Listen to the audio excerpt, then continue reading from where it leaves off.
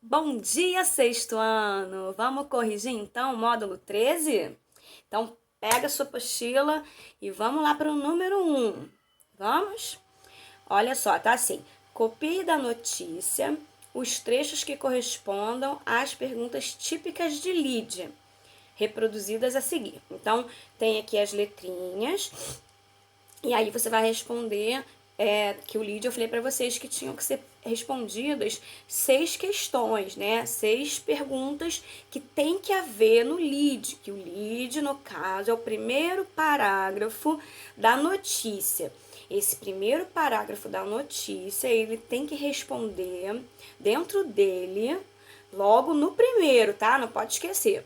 Você tem que responder a 6 perguntinhas. Então, vamos responder a cada uma delas de acordo com essa notícia que vocês leram acima, né? Então, vamos lá. O que? O que aconteceu, né? No caso aqui, são mudanças consideráveis nas regras unificadas do MMA. Então, as mudanças, né, que foram feitas nas regras, é isso, o que aconteceu e é sobre o que vai ser falado na notícia. Quem?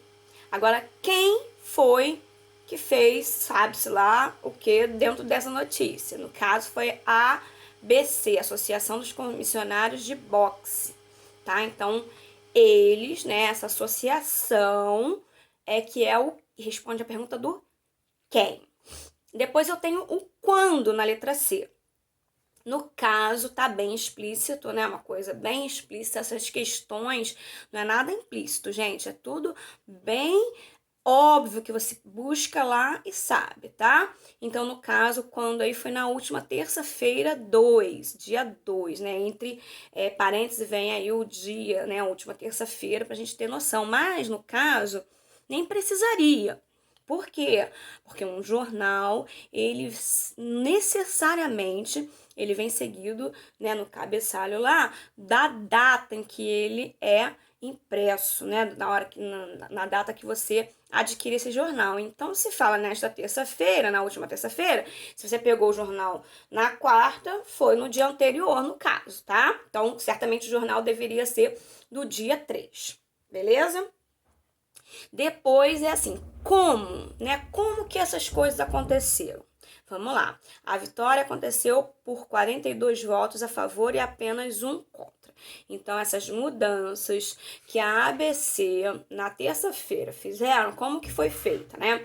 Foi feita da seguinte forma: 42 votos a um contra. Então, por grande maioria, foi aprovado, tá? Isso é o como. Onde que aconteceu? No encontro anual do grupo. Foi onde que se promoveu esse evento, essa manifestação, essas mudanças, né? Que foi o que aconteceu no caso. Onde? Foi lá no encontro, tá?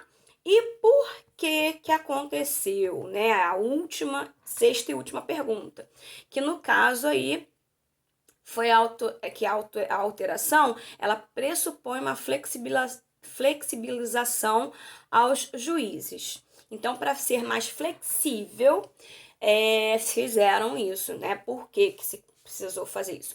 Por causa dessa flexibilidade, tá bom? Então, vamos lá. Número 2. Comprove a utilização da técnica da pirâmide invertida baseando-se na relação do primeiro parágrafo com o segundo parágrafo. Então, o que a gente tem? A gente sabe que a regra da pirâmide invertida é uma pirâmide de cabeça para baixo. É por quê? Porque o que é mais importante precisa estar logo de cara. E em seguida eu tenho os pormenores, coisas menos importantes, mas que nos dá mais informações e tal. Mas não o mais importante, porque o mais importante tem que vir primeiro. Então vamos lá. A resposta é a seguinte, ó.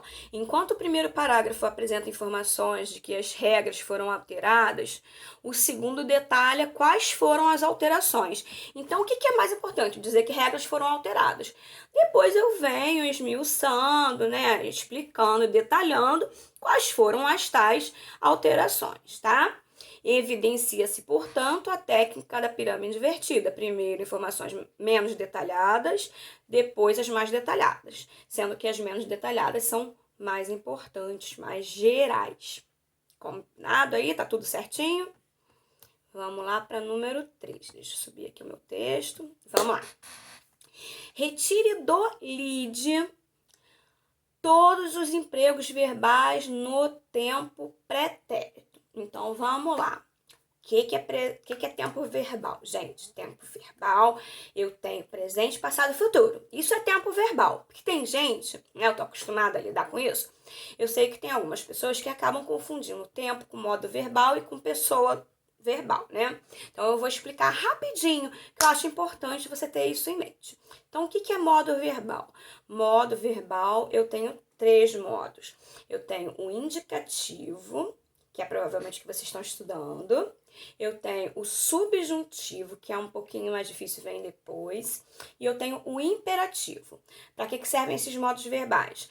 O indicativo, ele serve para dizer coisas com certeza. Por exemplo, eu vou à praia, eu fui à praia, eu irei à praia. Isso tudo não importa se está no presente, no passado ou no futuro. Mas tudo que eu digo tem uma certa carga semântica, né, de sentido, tem uma carga de certeza, de alguma coisa que não há dúvida.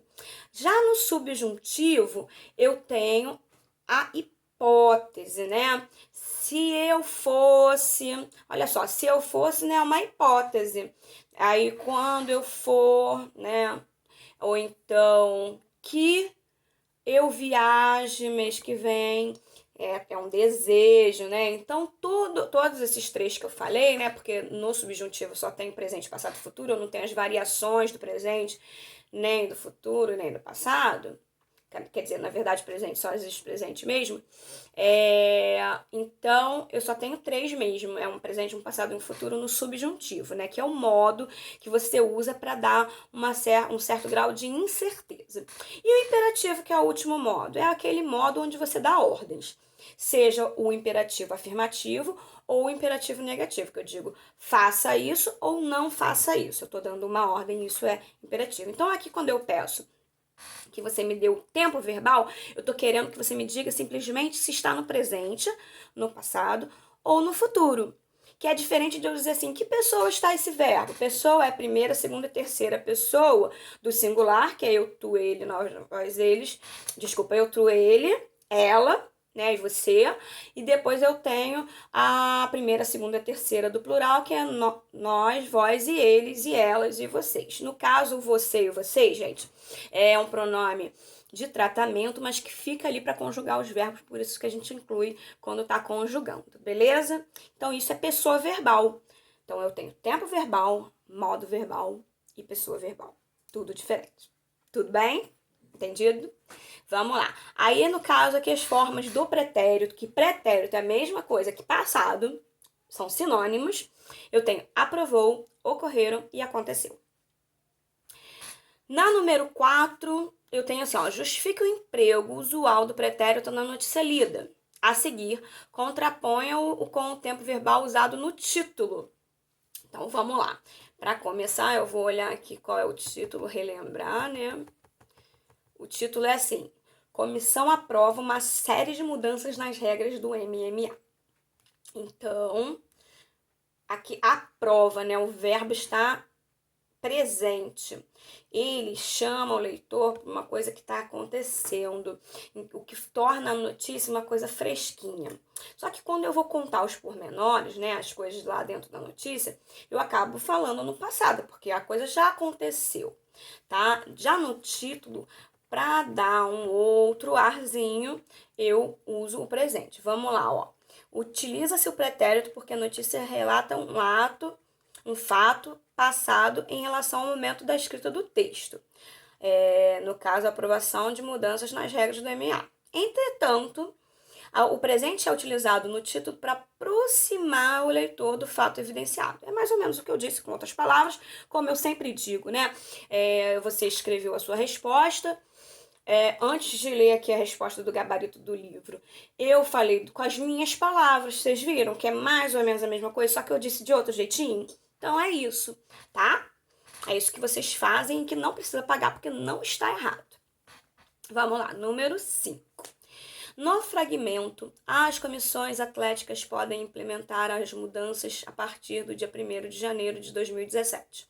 O redator revela um prejuízo ao efeito de verdade daquilo que está transmitindo, ou seja, não há uma certeza absoluta quanto ao conteúdo noticiado. Aponte a expressão desse fragmento que provoca esse prejuízo. Então, quando eu falo alguma coisa e eu dou um ar de incerteza, nem sempre eu preciso usar o subjuntivo para isso, aquele modo do subjuntivo, da incerteza, das hipóteses e tal. Nem sempre, tá?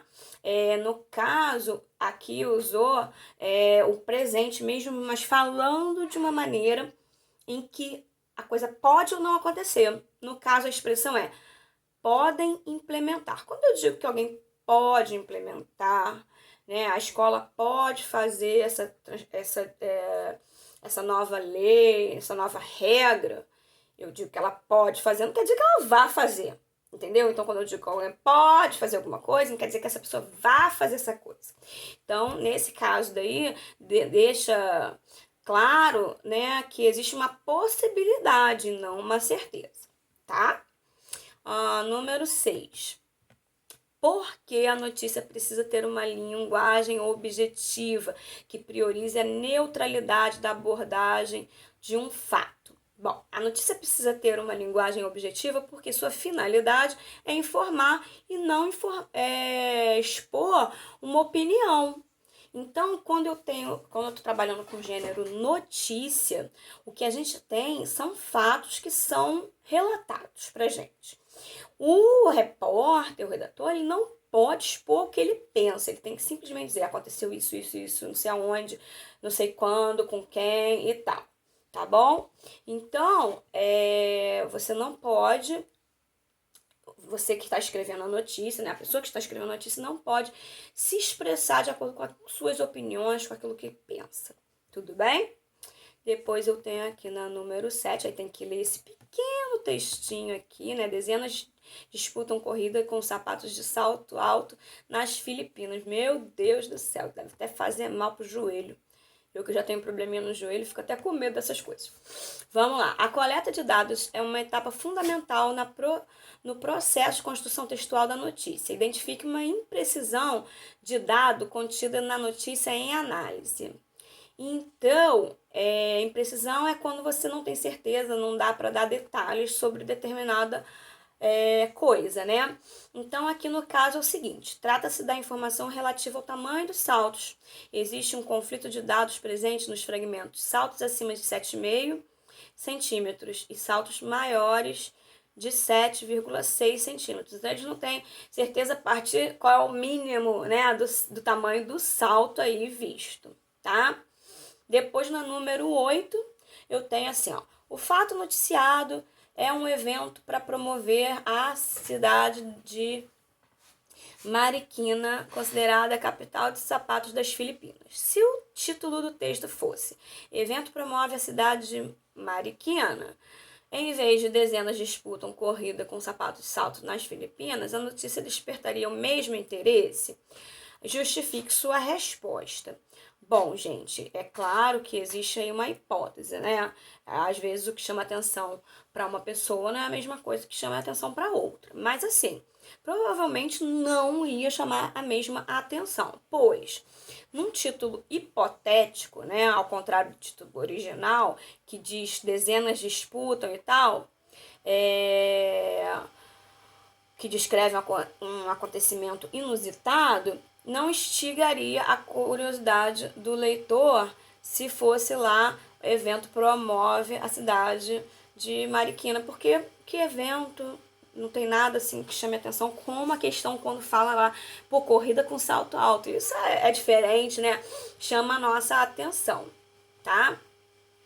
Então, um e outro. Isso é também para vocês perceberem que quando a gente faz um título, ele tem que ser um título atraente, que atrai as pessoas, né? Atrativo, com criatividade e tal. Aí eu tenho aqui agora desenvolvendo as habilidades. Vamos lá, notícia, além de transmitir informações, mostra-se importante para a sociedade pelo fato de que... Então, aí eu espero que você tenha posto letra D de Dani, que diz o seguinte, possibilitar o conhecimento de outras realidades sociais e culturais. Então, a gente vai, através de uma notícia, transmitindo informações, a gente vai dar conhecimento de realidades várias, do que está acontecendo, né? Depois eu tenho aqui. Sabendo que a objetividade, é marca do gênero notícia, identifique a seguir o fragmento que não seja objetivo, que não tenha objetividade. O objetivo é quando eu não exponho minha opinião, tá? Subjetivo é quando eu ponho minha opinião. Então vamos lá. Eu quero achar um subjetivo. No caso, é a letra D de Dani de novo. Todas as provas confirmam que o local, infelizmente, foi assaltado na parte da manhã. Esse infelizmente botou aí o que a pessoa acha, né? Não é comum esse tipo de coisa. Depois, número 3 diz o seguinte: conforme vimos, o emprego do tempo presente no título de uma notícia é frequente. Com isso em mente, indique qual dos enunciados apresentados abaixo não segue esse padrão. Então, eu tenho aqui qual que não está, né, com esse padrão. No caso, é a letra C. C de carinho, C de coração. O Enem acontecerá no próximo final de semana. Então, esse aí tem um tempo futuro, não é verdade? E aqui a última, não menos importante, uma tirinha. Ai, que delícia, adoro. Deixa eu ver qual é a pergunta que vem aqui. Observando a charge a seguir, identifique uma possível manchete que mantenha melhor relação de sentido com o tema abordado. Aí eu tenho aqui a tirinha, deixa eu ler ela aqui. Deixa eu aumentar essa letra aqui, porque a tia não tá enxergando esse negócio pequitinho. Vamos lá. Provavelmente um pai e uma mãe diz assim: que escola você queria ver campeã em 2018? Aí o menininho diz assim: a pública, pai. Provavelmente não. Bom, o pai é pai mesmo, né? A mulher pode ser madrasta, mas provavelmente é a mãe, tá? Então, o que acontece aqui qual é a crítica abordada, né? O que está querendo falar? No caso, a letra A de amor, A de afeto. Ensino particular e público apresentam incompatibilidades de desempenho.